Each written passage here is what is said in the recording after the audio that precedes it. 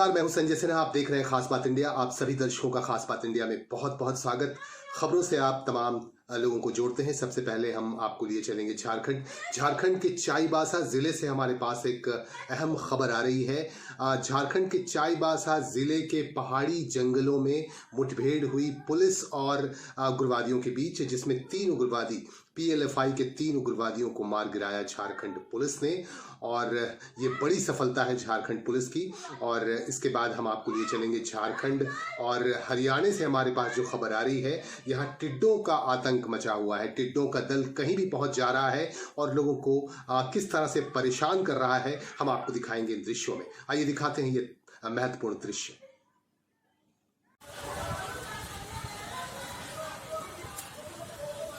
हमारे यहाँ पे टिड्डियों का हमला हो गया है। आज तक मैंने मेरी लाइफ में ऐसा सीन नहीं देखा है। ये बहुत ही डेंजरस पोजीशन दिख रही है। हमारे इतिहास के अंदर ऐसा सीन नहीं देखा है। अरब खराब कोई पॉपुलेशन नहीं है इनकी। जय हो। जैसा मारू जी के चौक की आप हालत देख रहे हैं, पाकिस्तान का टिड्डी दल हमारे यहाँ पे है। वर्ल्ड में ऐसे सीन नहीं देखे हैं। Billions trillions, no counting. पूरे बाप रे, आगे कर ले। अरे बट बंद करो, खटर छट यार, जल्दी आओ ना, बाहर क्या कर रहे हो?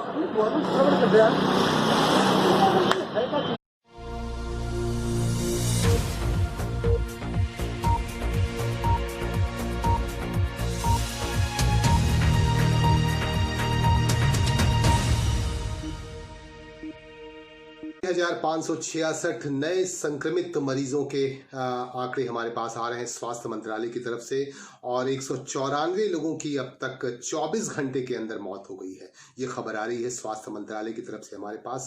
और पश्चिम बंगाल से जो खबर आ रही है, पश्चिम बंगाल में भी मरने वालों की संख्या 6 हुई है 24 घंटे में। ये खबर आई है केंद्रीय स्वास्थ्य मंत्रालय की तरफ से। और आपको बता दूं कि पश्चिम बंगाल से जो खबर आ रही है हमारे पास, यहाँ रफ्तार तो बढ़ रही है लेकिन ठीक होने वाले मरीजों की संख्या भी काफी बढ़ रही है। और हम आपको बता दें कि आसनसोल शिल्पांचल से हमारे पास खबर आ रही है, यहाँ के JK नगर इलाके से, जो रानीगंज के अधीन पड़ता है, रानीगंज विधानसभा के अधीन JK नगर के का एक इलाका है, एक गांव है। इस गांव में, इस इलाके में एक परिवार लौटा था दिल्ली से, जिसे जांच के लिए भेजा गया, और जांच में पॉजिटिव पाए गए थे 3 सदस्य। और आपको खुशी की बात ये बता दूं कि तीनों सदस्य ठीक होकर, स्वस्थ होकर काक्सा के कोविड-19 अस्पताल से लौट आए हैं JK नगर। और JK नगर इलाके में, खासकर उनके इलाके में जहां ये रहते थे, ECL कर्मी, ECL में काम करते थे, जो परिवार के मुखिया हैं, और उनकी एक पुत्री थी 25 वर्षीय, और उनकी पत्नी 52 वर्षीय, और वो खुद 54 वर्षीय थे। और इस तरह से एक पूरा परिवार जो है बहुत खुशी में डूब गया है। JK नगर के लोगों में भी काफ़ी खुशी थी। आपको बता दूं, जब उन्हें ले जाया गया था यहाँ से कोविड-19 हॉस्पिटल में, तो यहाँ मातम सा पसर गया था JK नगर इलाके में। हमने आपको दिखाई भी थी कुछ तस्वीरें कि यहाँ के बाजार जो है बंद हो गए थे। विशेषकर सारी दुकानें बंद हो गई थी, जिसकी वजह से लोग मातम में डूब गए थे। और एक बार फिर से खुशी की लहर दौड़ गई है। कुछ खास दृश्य हम आपको दिखाना चाहते हैं।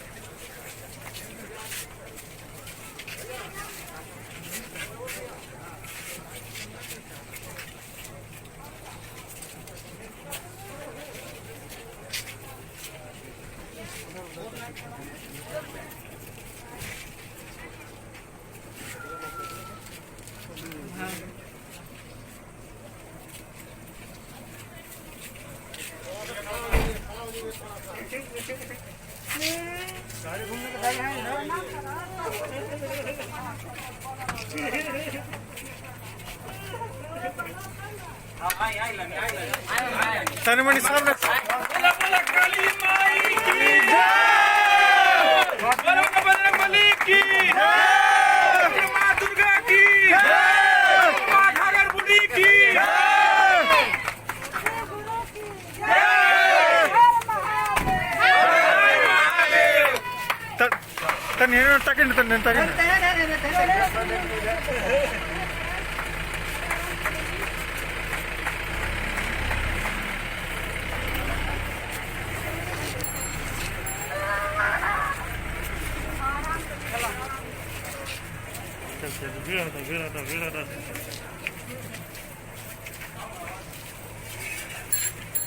दिन पहले जो कोरोना पेशेंट को ले गया था वो आप सुन रहे हैं स्वस्थ होके चला है, इसमें क्या आपका प्रतिक्रिया?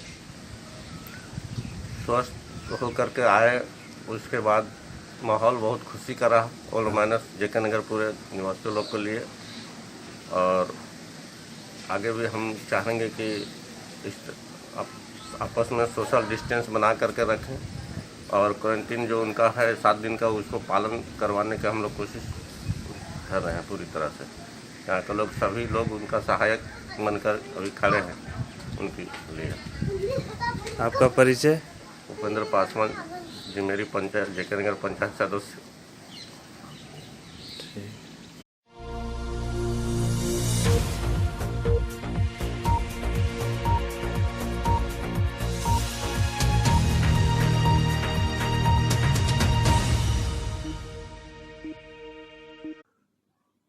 हमारे पास खबर आ रही है कश्मीर के पुलवामा से। आपको बता दूं कि पुलवामा में एक एलईडी से भरा हुआ एक कार को डिफ्यूज कर दिया गया इन तमाम विस्फोटक पदार्थों को, वरना एक बड़ा विस्फोट हो सकता था। सेना के अधिकारियों को इसकी खबर मिल गई कि एक कार खड़ी है और इस कार में एलईडी के विस्फोटक सामग्री रखे हुए हैं और जिसकी वजह से एक बड़ा धमाका हो सकता था और जिसमें बहुत सारे लोगों की मौत तक हो सकती थी। लेकिन सेना के जवानों ने इसे डिफ्यूज कर दिया, जिससे एक बड़ा हादसा होते होते बचा। और एक खबर से आपको जोड़ेंगे। आपको बता दूं कि पश्चिम बंगाल में जमाई षष्ठी का त्यौहार बहुत ही महत्वपूर्ण होता है और प्रत्येक वर्ष जमाई षष्ठी के दिन जो दामाद होते हैं घर के, उनकी बड़ी इज्जत की जाती है। लेकिन इस मौके पर यहाँ की महिलाओं ने, हुगली से हमारे पास जो खबर आ रही है, पश्चिम बंगाल के हुगली से यहाँ हमारे पास खबर आ रही है कि यहाँ की महिलाओं ने जमाई षष्ठी के मौके पर, चूंकि इन दिनों कोविड-19 का प्रकोप चल रहा है जिसकी वजह से रक्त की बहुत कमी दिख रही है और रक्त की कमी की वजह से लोग मारे भी जा रहे हैं। इसे देखते हुए यहाँ की महिलाओं ने एक जागरूकता की मिसाल पेश की और यहाँ महिलाओं ने रक्तदान शिविर का आयोजन किया और इस रक्तदान शिविर में महिलाओं ने बढ़ चढ़कर रक्तदान किया। शीतला तला एक जगह है, हुगली जिले से हमारे पास खबर आ रही है और हम आपको दिखाएंगे कि किस तरह से यहाँ की महिलाओं ने बढ़ चढ़कर रक्तदान का आयोजन किया और खुद भी रक्त देकर एक मिसाल कायम किया।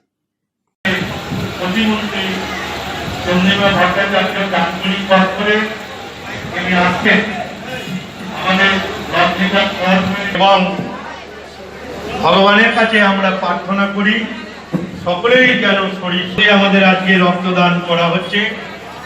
আমাদের হরিপাল ব্লকে এটা হচ্ছে দ্বিতীয় কংগ্রেসের নেতৃত্বে আমাদের লোকমঞ্চে হয়েছে। মানুষের চাহিদা রক্ত মানুষের শরীর থেকেই পূরণ করতে বেশি দিন সংরক্ষিত করে রাখা যায় না। তাই আসুন রক্তদান, নতুন করে রক্ত কণিকা তৈরি হয়, সেই রক্ত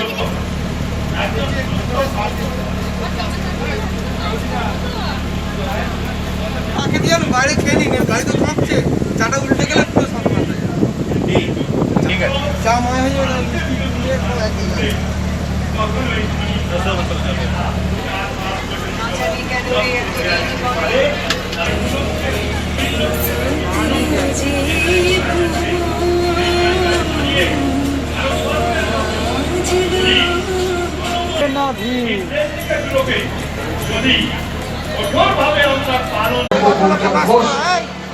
এছাড়াও উপস্থিত আছেন আশুতোষ অঞ্চল আশুতোষ গ্রাম পঞ্চায়েতের উপপ্রধান।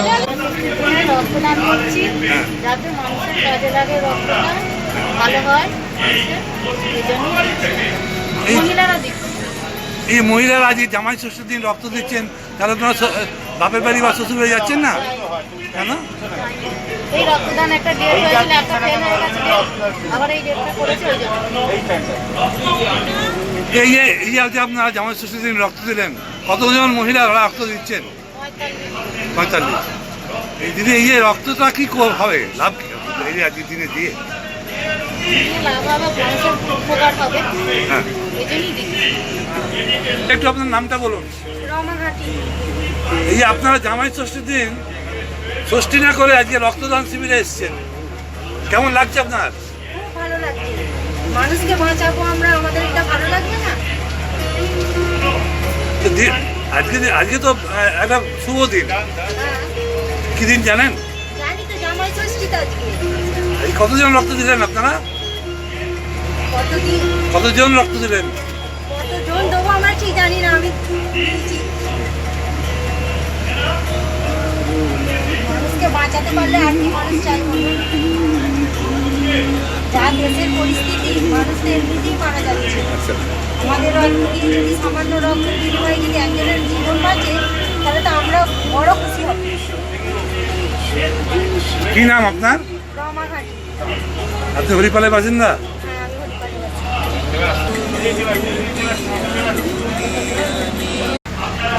নিজেদের এলাকায় যে একটা ছেলে ফিরিতে যেখানে এই বুথে প্রতিগুলো থাকে, সেখানে এই বুথে নির্বাচন করে সেখানে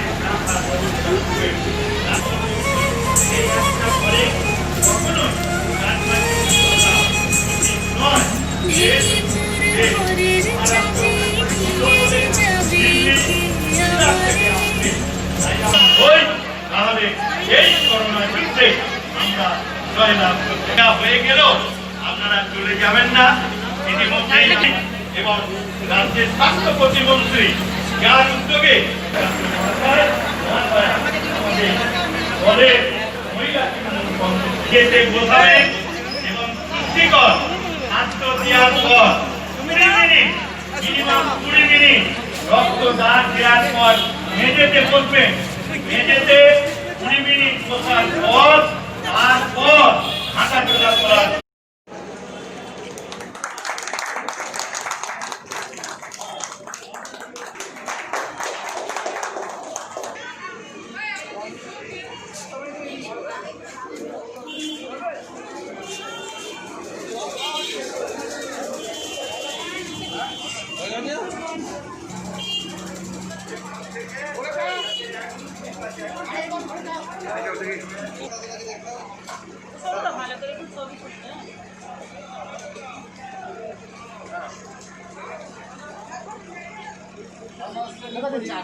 হ্যাঁ, বলে দিচ্ছি।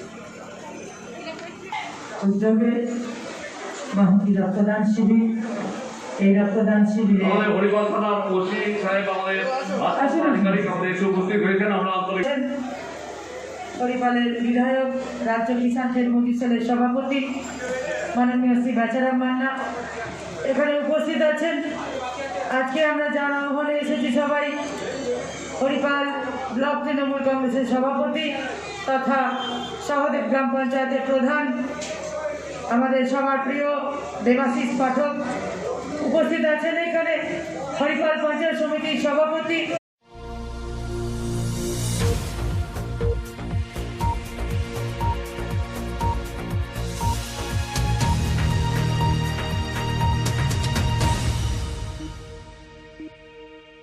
पश्चिम बंगाल में चक्रवाती तूफान अम्फान की वजह से बहुत सारे लोगों की मौत भी हुई। लगभग 86 लोगों की मौत हुई। हमारे पास हुगली जिले से जो खबर आ रही है, हमारे संवाददाता ने जो खबर भेजी है, हुगली जिले के चुचुड़ा और बांसबेड़िया में भी 2 लोगों की मौत हुई है इसकी वजह से, और अम्फान की वजह से 2 लोगों की मौत हुई, जिनकी लाश जब यहाँ लाई गई तो काफ़ी मातम पसर गया। और यहाँ इस इलाके में मुआयना करने पहुंची स्थानीय सांसद, जो हुगली की सांसद हैं लॉकेट चैटर्जी, भारतीय जनता पार्टी से लॉकेट चैटर्जी यहाँ पे सांसद हैं। उन्होंने इस इलाके का जायजा लिया, यहाँ के लोगों से मुलाकात की और जिन परिवार के लोग मारे गए उनसे भी मुलाकात की, और ये जानना चाहा कि जो केंद्र सरकार की तरफ से 1000 करोड़ मदद भेजी गई है राज्य सरकार को, उसका कितना असर है और उसको कितना खर्च किया जा रहा है, ये भी उन्होंने बातचीत की। यहाँ के लोगों से उन्होंने मुलाकात की। आइए दिखाते हैं कुछ खास तस्वीरें।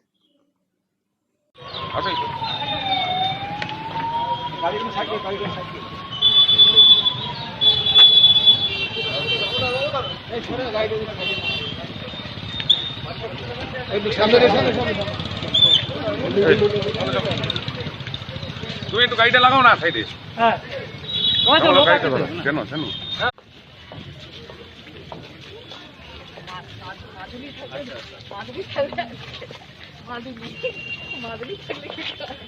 ওটা দাও সরে যান।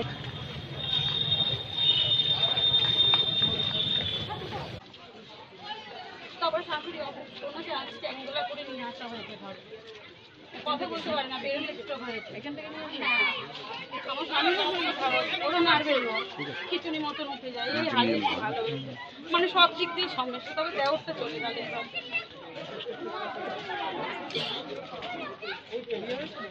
না আমি ঠিক আছে নিয়ে যাবো।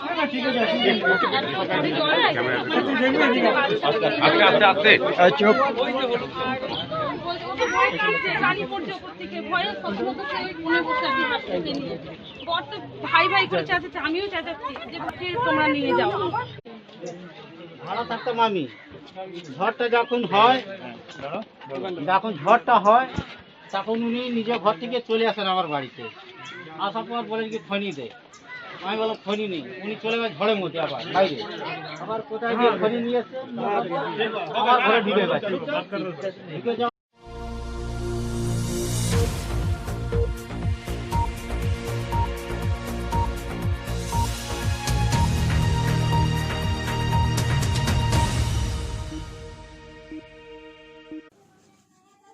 भारतीय जनता पार्टी की नेत्री और हुगली जिले की सांसद लॉकेट चैटर्जी ने यहां संवाददाताओं से बातचीत भी की, और बातचीत के दौरान उन्होंने राज्य सरकार पर निशाना भी साधा। उन्होंने कहा कि लॉकडाउन का सही तरीके से पालन नहीं किया जा रहा है, जिसकी वजह से यहां कोरोना वायरस की रफ्तार बढ़ती जा रही है और लोगों की मौतें भी हो रही हैं। और इस तरह से उन्होंने लापरवाही को उकेरा, राज्य सरकार की लापरवाहियों को उकेरा लॉकेट चैटर्जी ने। आइए दिखाते हैं। এবং প্রত্যেকটা মানুষকে মাস্ক দিয়ে, স্যানিটাইজার দিয়ে, প্রত্যেকটা মানুষকে নিজেদের দূরত্ব মেনটেন করে মাস্ক পরে এবং লকডাউন এবং করোনার যে মানে গাইডলাইন্স আছে সেগুলো মেনটেন করে আমরা বাড়ি বাড়ি পৌঁছবো। এবং এরকমভাবে মোটামুটি 10 কোটি মানুষের বাড়িতে সারা দেশে পৌঁছানো হবে। এছাড়াও ভিডিও কনফারেন্সের মাধ্যমে মানুষের সঙ্গে যোগাযোগ করা এবং বিশিষ্ট ব্যক্তিদের সঙ্গে যোগাযোগ করা, এগুলো আমাদের এই কর্মসূচির মধ্যে আছে। আজকে আপনি যে দুটো বাড়িতে গেলেন, কেন্দ্রীয় সরকার থেকে কি তাদেরকে সুযোগ সুবিধা দেওয়া হয় যারা মারা গেছে?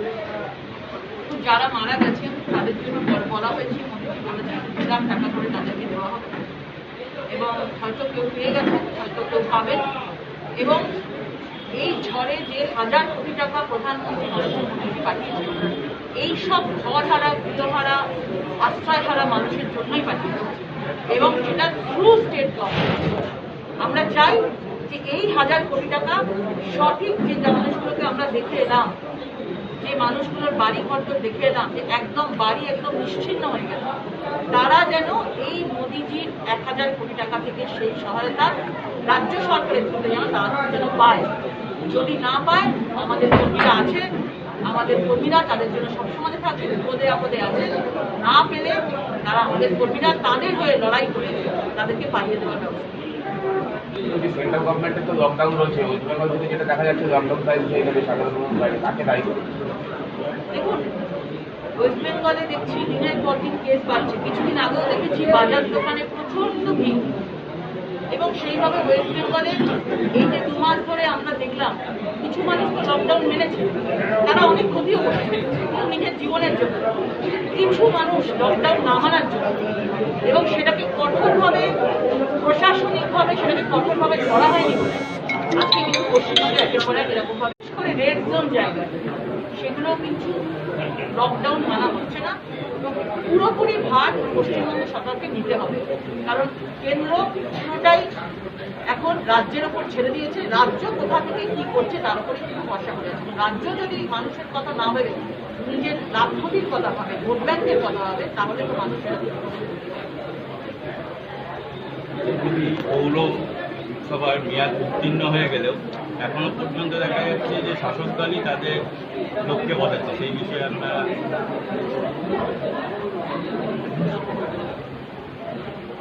এটা তো মেনলি গাইডলাইন যেরকম ভাবে থাকে যে অ্যাডমিনিস্ট্রেটিভ অফিসার বসানোর মতো থাকে, কিন্তু সেখানে অ্যাডমিনিস্ট্রেশন লোক না বসিয়ে তারা ফিরাদ আকিম তিনি মেয়র তাকে বসিয়ে রাখছেন এবং প্রত্যেকটা পৌরসভাতে চেয়ারম্যান হিসাবে নিজেদের নেতাদেরকে মন্ত্রীদের বলে।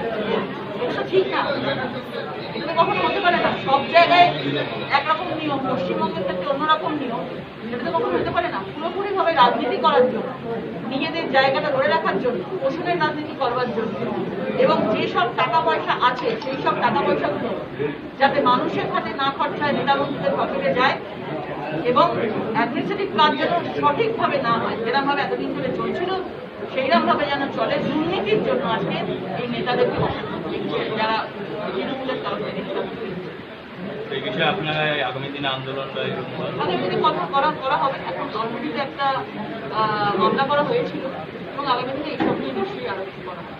যদি বাইরে থেকে যে ট্রেনগুলো আছে প্রত্যেকটা ট্রেনে কেউ না কেউ করোনা পজিটিভ ধরা হচ্ছে, এটা তো হওয়ারই ছিল। এটা সব জায়গাতেই যাচ্ছে, সব রাজ্যে যাচ্ছে, প্রত্যেকটা মানুষ বাড়ি ফিরতে চাইবে এবং তাকে তো এইভাবে আটকানো যায়।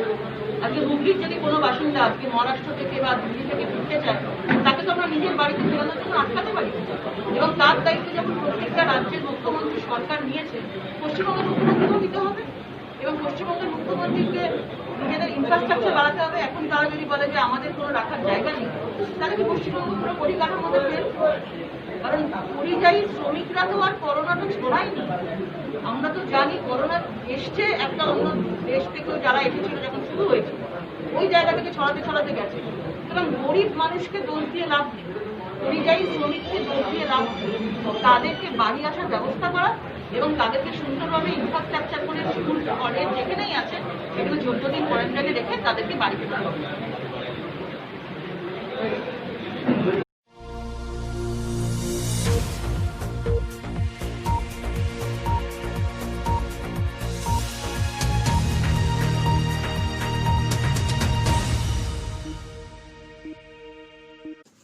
कोलकाता के सुभाष चंद्र बोस अंतर्राष्ट्रीय हवाई अड्डे पर आज से घरेलू विमान सेवा शुरू हो गई है। आपको बता दूं कि 25 मई से यहां विमान सेवा शुरू नहीं की जा सकी थी क्योंकि पश्चिम बंगाल में अम्फान की वजह से बहुत सारे लोग मारे गए थे और इस चक्रवाती तूफान की वजह से इसे रोक दिया गया। लिहाजा आज से शुरू हो गया घरेलू विमान सेवा और आज भी कई यात्रियों ने ये सफर किया और पूरे नियमों का पालन किया गया।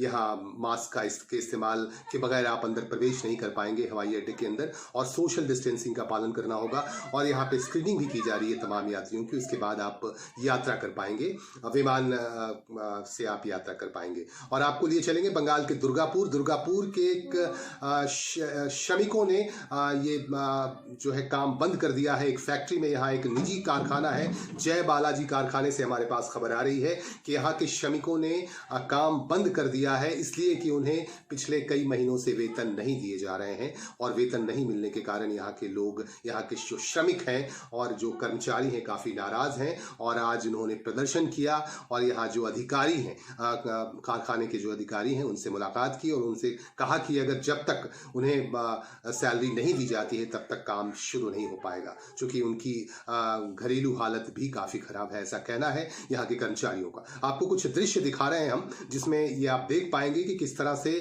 जो है यहाँ के कर्मचारियों ने काम बंद किया। चूँकि खुफिया कैमरे से ली गई तस्वीरें हमारे पास भेजी गई हैं, हमारे एक दर्शक ने भेजी हैं और आपको दिखा रहे हैं कि यहाँ किस तरह से कर्मचारियों ने काम बंद कर दिया और प्रबंधन के लोगों से मुलाकात कर सैलरी की मांग की।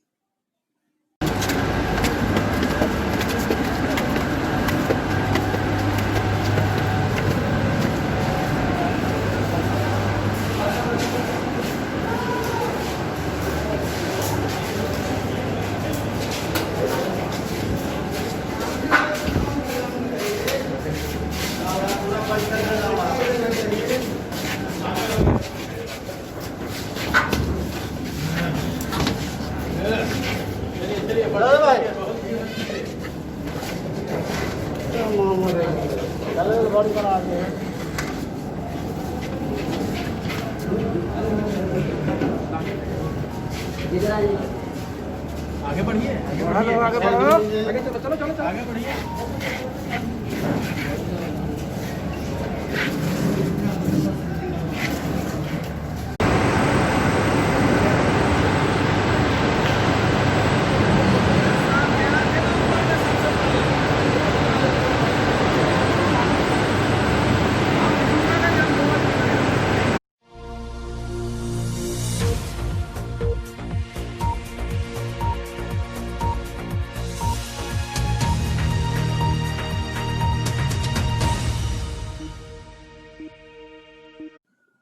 पश्चिम बंगाल में अब तक 4,192 लोग कोरोना वायरस से संक्रमित हो चुके हैं, जबकि 217 लोगों की अब तक मौत हो चुकी है। पश्चिम बंगाल में इस तरह का आंकड़ा आ रहा है पश्चिम बंगाल सरकार की तरफ से। हमारे साथ आप बने रहें, हमारे सोशल मीडिया के प्लेटफॉर्म्स के साथ भी आप जुड़े रहें। हमारे वेबसाइट www.खासबात.co.in पर आप रखें खास नज़र, और हमारे जो है और भी सोशल मीडिया की जो साइट्स हैं, हमारे इंस्टाग्राम पेज को आप फॉलो कर लें, हमारे ट्विट पेज को भी आप फॉलो कर लें, ताकि हर पल आप अपडेट रह सकें। हमारे फेसबुक पेज को भी आप लाइक कर लें, ताकि हमारे साथ और देश दुनिया की खबरों के साथ आप जुड़े रह सकें। और आपको बता दूं कि हमारे YouTube चैनल को भी आप सब्सक्राइब कर सकते हैं और पास के बेल आइकन को आप दबा सकते हैं, ताकि हर नोटिफिकेशन आप तक पहुंचता रह सके।